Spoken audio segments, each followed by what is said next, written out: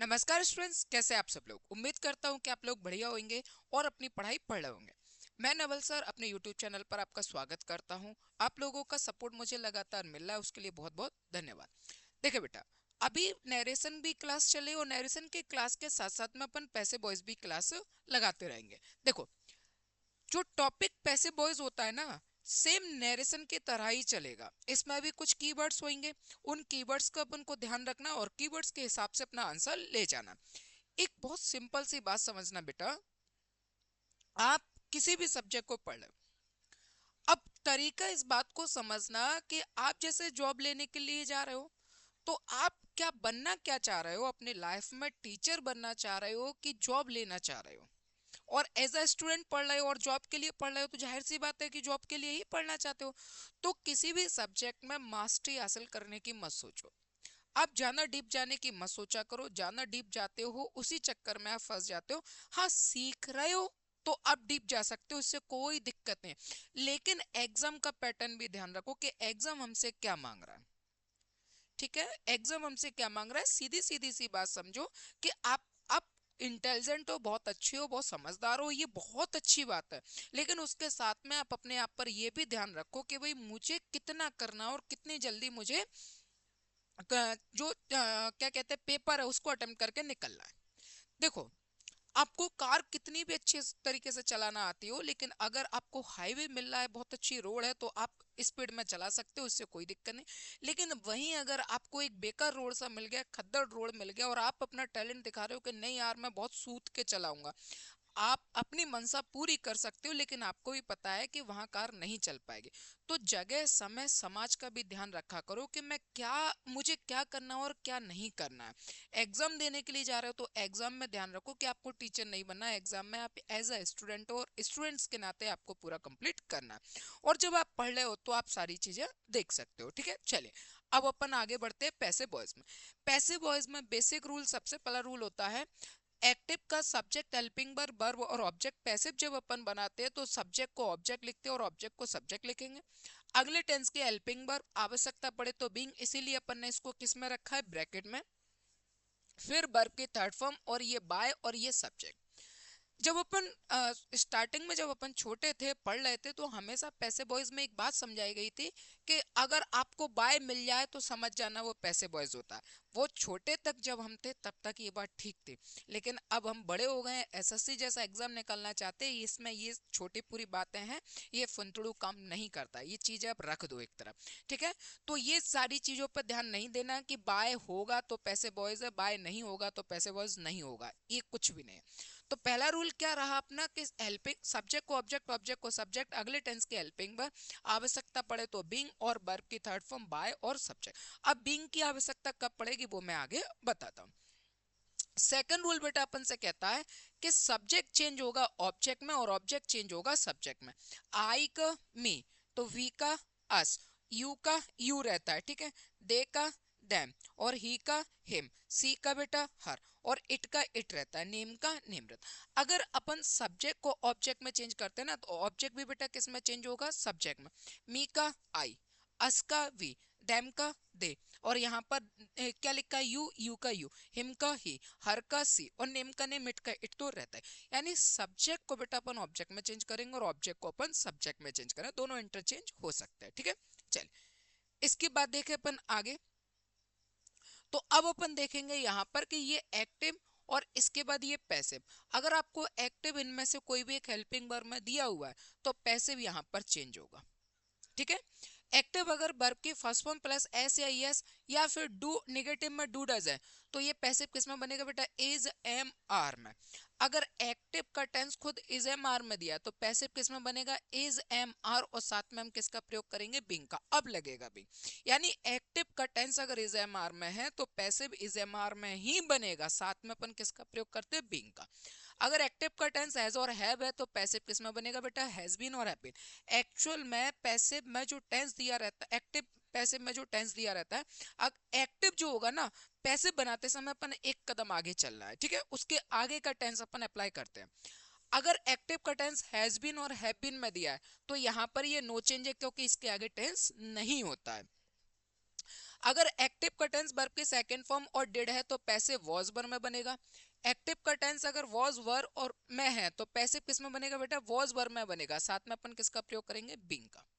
यानी बीइंग अपने लिए दो जगह आएगा, या तो एक्टिव का टेंस इज एम आर में हो तो आएगा, या फिर वॉज वर्ब में हो तो आएगा। इसके अलावा अगर एक्टिव का टेंस हेड है तो हेड बीन में बनेगा, और अगर एक्टिव का टेंस हेड बीन में है तो ये बेटा क्या रहेगा, नो चेंज। इसको चेंज नहीं करते क्योंकि इसके आगे का टेंस नहीं होता। ऐसे ही अगर एक्टिव का टेंस बिल और सेल है तो पैसिव किस में बनेगा बेटा, बिल बी और सेल बी में। अगर एक्टिव का टेंस बिल बी और सेल बी है तो ये क्या रहता है, नो टेंस। अब आप कहोगे सर इसके आगे तो टेंस होता है, जैसे प्रेजेंट कंटिन्यूअस है तो प्रेजेंट कंटिन्यूअस में ही बना दिया, प्रेजेंट परफेक्ट का प्रेजेंट परफेक्ट कंटिन्यूअस में बना दिया, तो इसके आगे का तो टेंस है। लेकिन इसके साथ में क्या लगा है, बी, और बी का ही फोर्थ फॉर्म क्या होता है, बीइंग। तो एक टेंस में हम डबल हेल्पिंग वर्ब का यूज नहीं करेंगे, इस वजह से इसको नो चेंज में रखा। अब मान लीजिए कि एक्टिव का जो टेंस है, अगर एक्टिव का टेंस विल हैव और शैल हैव है तो पैसिव का टेंस क्या बनेगा बेटा, will have been shall have been. अगर एक्टिव का tense will have been shall have been है तो पैसिव किस में बनेगा बेटा, विल हैव बीन और वो सॉरी नो चेंज में रहेगा। यानी अपन देखेंगे अपने पास टोटल 12 टेंस है, और 12 में से केवल 8 टेंस है उसके पैसे बॉयज बनते हैं, इसमें से जो 4 टेंस है उसके पैसे बॉयज नहीं बनते हैं। यानी टोटल 12 में से केवल 8 के बनते हैं, 4 के नहीं बनते। अच्छा एक बात और समझना, स्टार्टिंग से हम हमेशा टेंस को पकड़ के अपने संग में चलते हैं। बेटा जितनी जल्दी हो सके ना उतनी जल्दी टेंस से छुटकारा पालो, रिमूव करो टेंस को। दिमाग में टेंस चलेगा तो मैं ये नहीं कह सकता कि आप जॉब पे नहीं, आप टैलेंटेड हो, टेंस रखकर भी निकाल सकते हो, उससे मुझे कोई मतलब नहीं है। लेकिन अगर आप समझोगे कि हार्ड वर्क के साथ में आजकल स्मार्टनेस भी चाहिए होती है। अब कोई पुरानी चीज है, अब पुराने मेथड को लेकर चल रहे हो तो यार जॉब तो वो भी देगी लेकिन आपका समय ले लेगी। तो थोड़ा सा हार्ड वर्क के साथ में आप स्मार्टनेस भी लेकर आओ, स्मार्ट तरीके से चलो। ये जितनी भी हेल्पिंग वर्ब है इनको कैसे भी करके बस दिमाग में रट लो या समझ लो या याद कर लो। इज एम आर क्या है, इज एम आर में ही बनेगा, बींग लगेगी, वर्ब की फर्स्ट फॉर्म ऐसा ही as dude is am are होगा, हैज एप का हैज बीन होगा, हैज बीन और हैव बीन का नो चेंज होगा। वर्ब की सेकंड फॉर्म और डिड का वॉज वर होगा, वॉज वर का वॉज वर में ही रहेगा, बींग लगेगा, हेड का हेड बीन होगा और हेड बीन नो चेंज होगा।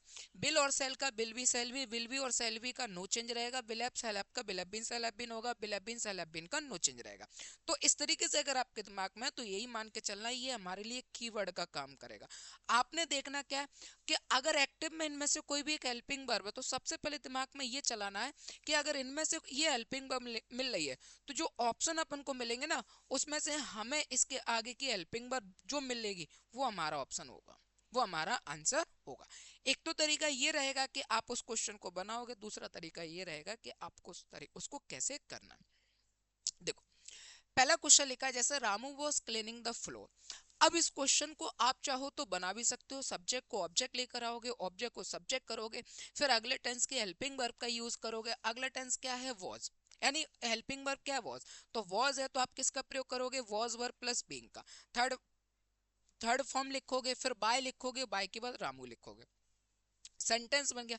लेकिन चार ऑप्शन जो हमें मिले हैं वो कई के लिए मिले, इसीलिए तो मिले हैं कि यार आपको बनाना नहीं है, हम बना कर दे रहे हैं, आपको तो केवल आंसर बताना है। और आंसर जो हमें बताना ना उसका तरीका, हम आंसर हमें दे रहा है, हमें केवल जज करना, उसके बाद भी अगर अपन क्वेश्चन बना रहे हैं तो हम बेवकूफी कर रहे हैं, ऐसा काम आपको नहीं करना। सबसे पहले अपन ने उठाया यहाँ पर क्या लिखा है, वॉज। अब अपन को अच्छे से पता है कि ये जो वॉज लिखा है ना ये किस में बनेगा, वॉज वर्ब प्लस बीइंग में बनेगा। ठीक है, अब आप ऑप्शन उठाओ, वॉज वर्ब बीइंग किस में है। देखो वॉज बीइंग और ये वॉज और ये बीइंग, और ये अकेला वॉज है, ये हट गया। अब इन दोनों में देखेंगे तो रामू तो लास्ट में जाएगा, द फ्लोर पहले आएगा, तो इसमें क्या लिखा है, रामू, तो ये हट गया, आंसर हो गया ये। ठीक है, ये द है बेटा, the floor was being cleaned by Ramu, answer अपना आ गया। ठीक है ना, आपको कीवर्ड याद रखना है और कीवर्ड के हिसाब से अपना आंसर लेकर आना। सी रॉट ए लेटर, अब जैसे यहाँ पर लिखा है रॉट क्या होगी बेटा, वर्ब की सेकंड फॉर्म। अब वर्ब की सेकंड फॉर्म का आपको अच्छे से पता है कि वर्ब की सेकंड फॉर्म को अपन किस में कन्वर्ट करेंगे, वॉज और वर्ब में। बीइंग नहीं आएगा, बीइंग तब आता जब एक्टिव का टेंस वॉज वर्ब में होता। यहाँ एक्टिव का जो टेंस है वो केवल सेकंड फॉर्म में, तो अपना आंसर किस में चला जाएगा, सिर्फ वॉज वर्ब में। यहां देखोगे तो इज बीइंग है, ये हट गया, ये अकेला इज है, ये हट गया, और ये वॉज और ये रिटर्न वर्ब की थर्ड फॉर्म है, और ये वॉज और ये बीइंग है। बीइंग हमको अब नहीं चाहिए क्योंकि यहाँ सेकंड फॉर्म है, तो आंसर कौन सा हो गया? थर्ड वाला। कोई ज्यादा टाइम लगा क्या? अब कई बार क्या होता है कि आप जब क्लास में पढ़ते हो, सभी टीचर अच्छा पढ़ाते हैं, पर कब जब क्लास में पढ़ते हो तो कई सारे जो टीचर्स हैं क्या करते हैं कि जब वो इंग्लिश पढ़ाते हैं तो ग्रंथ सा लिखा देते हैं आपको, लिख लिख के ग्रंथ सा लिखा देते हैं। और ग्रंथ है मतलब ये छोटी छोटी चीजों की भी डेफिनेशन लिखवाएंगे, एक ग्रंथ की तरीके से लिखवाएंगे, फिर उसका इंग्लिश हिंदी कन्वर्जन करेंगे, तो सारी चीजें मतलब मेरे कहने का मतलब ये है कि अगर उनको 1 घंटा पढ़ाना तो 1 घंटे में वो लिखा लिखा के कम से कम 45 मिनट लिखा।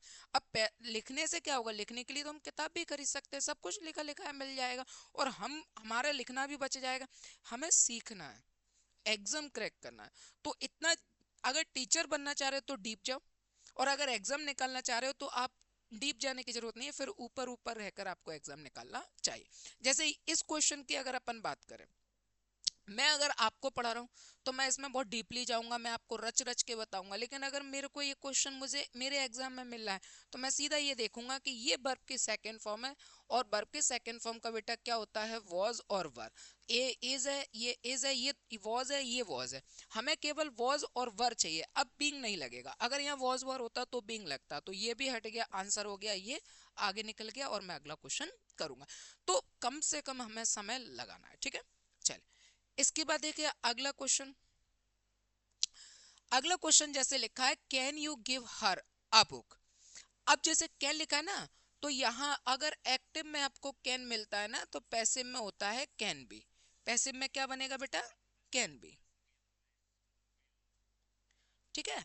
आप देखो कैन बी कहाँ है? ये कैन और बी, ये कैन और बी, और ये कैन और बी, इसमें कैन बी नहीं है, हटा दो। अब यहां पर ये इसमें देखो,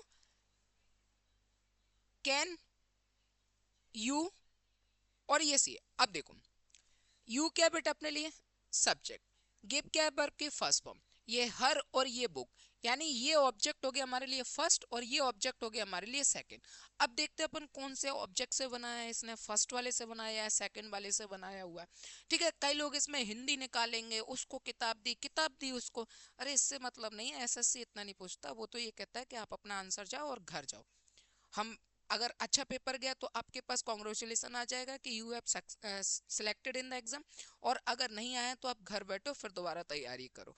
तो कहने का मेरा मतलब ये है कि इतना ज्यादा दिमाग नहीं लगाना, अपना एग्जाम दो, अच्छे से एग्जाम दो, और उस समय कम से कम समय लगाकर आप अच्छे से अच्छा एग्जाम क्लैरिफाई करो। अब इसमें देखेंगे, इन तीनों में मिला लो एक बार तो। अब इन तीनों में मिलाओगे तो यहाँ सी लिखा है, यानी हर का सी, और यहाँ पर यू लिखा, तो यू तो लास्ट में जाएगा, तो ये हट गया, हटा दो। अब इन दोनों ना बात, कैन सी बी।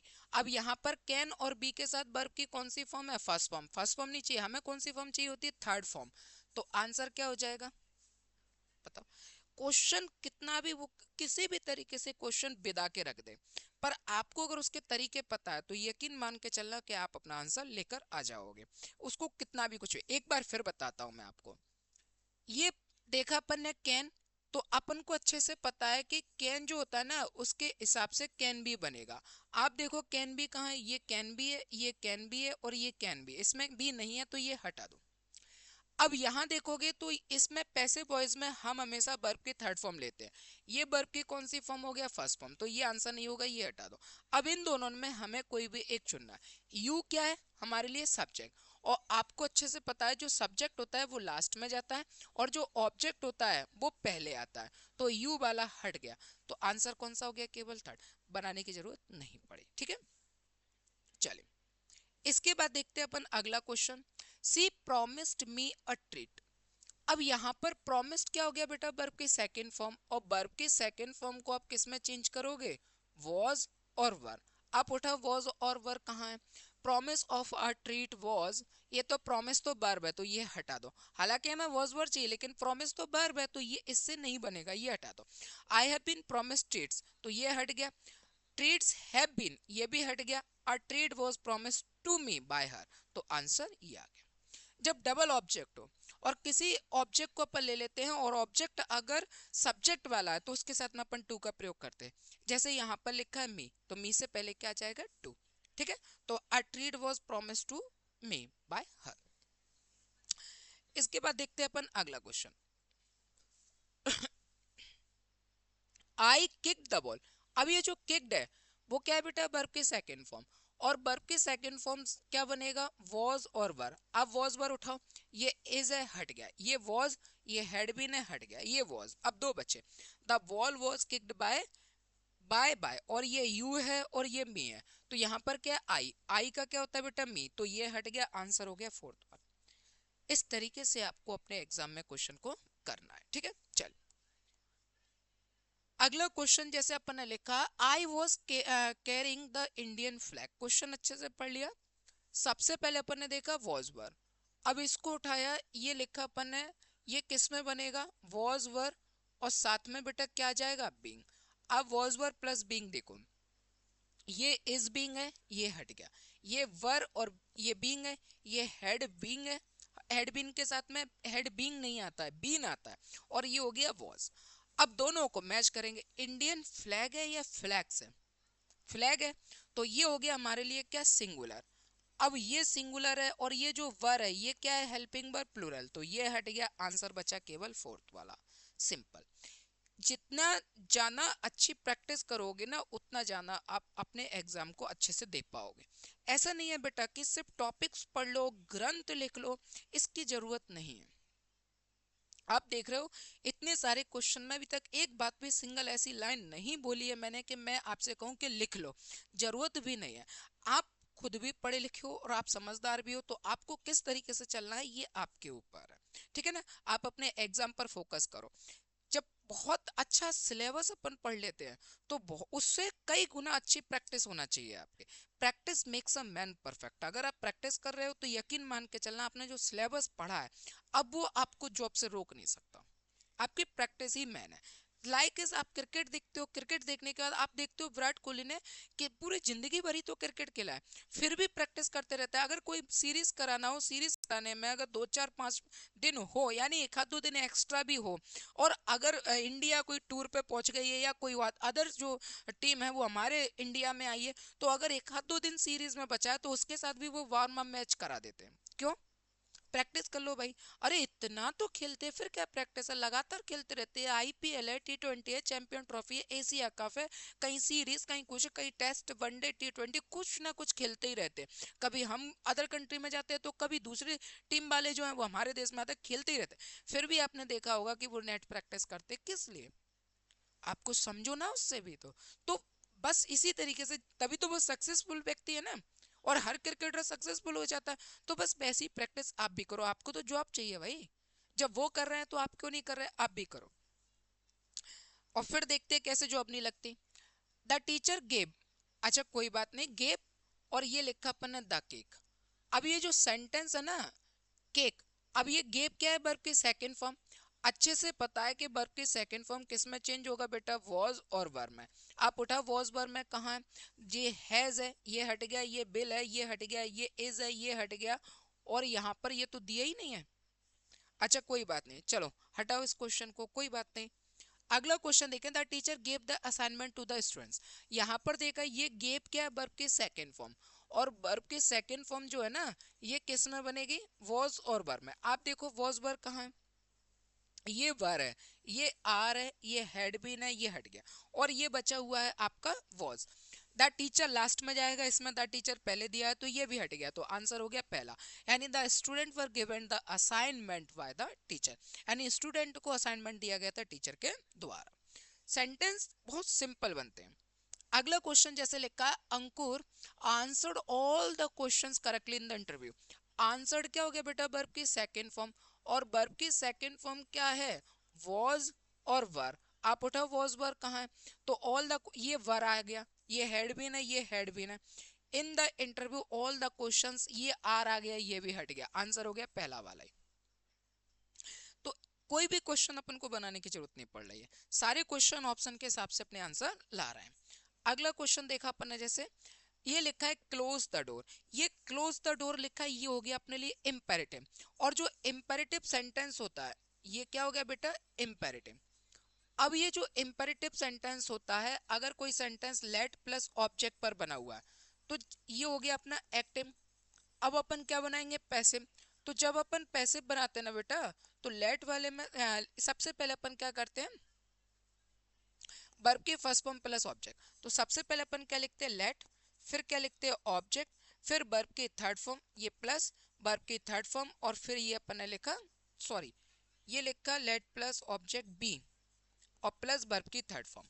तो यहाँ क्या लिखा है, क्लोज द, और ये लिखा डोर। तो ये हो गई वर्ब की फर्स्ट फॉर्म और ये हो गया हमारे लिए ऑब्जेक्ट। अब आप इसके हिसाब से लिख दो, सबसे पहले क्या लिखोगे, लेट, फिर क्या लिखोगे, ऑब्जेक्ट, द, और ये लिखा डोर, और फिर लिखोगे बी ई बी, और फिर वर्ब की थर्ड फॉर्म। तो क्लोज का थर्ड फॉर्म क्या हो जाएगा बेटा, क्लोज्ड, ये बन गया। अब आप उठाओ कौन से में, let the door be close, पहले ही वाला हो गया आंसर। ठीक है, तो इस तरीके से आपको सेंटेंस करते जाना है। इंग्लिश बहुत इजी है बेटा, वो बात अलग है कि अपन स्टार्टिंग से नहीं सीखी है, अपन ग्रामीण सेक्शन से रहे हैं या गवर्नमेंट स्कूल में है। इसके अलावा भी बहुत सारे रीजन है, आपको पसंद नहीं है, सबसे पहला तो ये भी रीजन हो सकता है। पर पसंद क्यों नहीं, क्योंकि सिखाई ढंग से नहीं गई है। और फिर जब अपन एसएससी चुनते तब पता चलता है कि यार इंग्लिश तो हमारे, इंग्लिश के बिना सब्जेक्ट वो एग्जाम नहीं निकलेगा। तो इंग्लिश एक अच्छा सब्जेक्ट है, आप अच्छे से पढ़िए, यकीन मान के चलना आप पास कर सकते हो। नमस्कार, जय हिंद।